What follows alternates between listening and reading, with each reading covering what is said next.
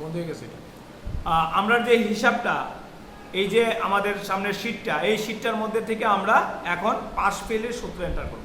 Pass ফেলের সূত্র হচ্ছে এরকম, তোমরা এই উপরের এফএক্স লেখাটার মধ্যে দেখো, equals to S U M sum first bracket open, sorry equals to if যদি first bracket open grand total, মানে গ্র্যান্ড টোটালের সেলটাতে আমি ক্লিক করে দিছি, তার নামটা কি L2 নাকি greater than or equals to, বড় হয় অথবা সমান হয় কত হচ্ছে 210 নাকি 210 যদি পায় তাহলে মানে কমা, তাহলে কি ডাবল কোটেশনের মধ্যে পাস।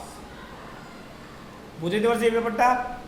ইজিক্যাল টু এই সেলটা ইফ যদি L2 মানে গ্র্যান্ড টোটাল সর্বমোট নাম্বার গ্রেটার দেন মানে বড়, ইকুয়ালস টু বড় অথবা সমান হয় 210-এর চেয়ে বড় অথবা 210 হয়, তাহলে কি কমা দিয়া ডাবল কোটেশনের মধ্যে কি লিখছি আমরা পাস, কমা যদি না হয় তাহলে কি ফেল।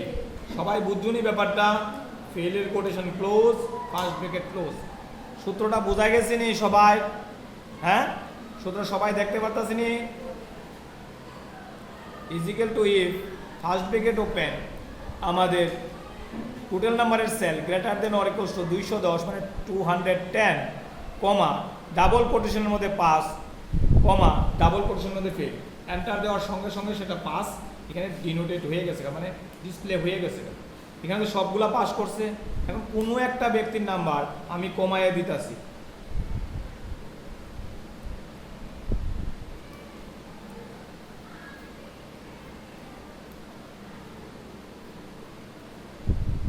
দেখো অটোমেটিক সে কি আয় করছে 192 এসছে না এনে, তো 192 আসাতে 210 কি পাইছে? সে পাইছে না, তার জন্য একই আইছে ফেইল আইছে।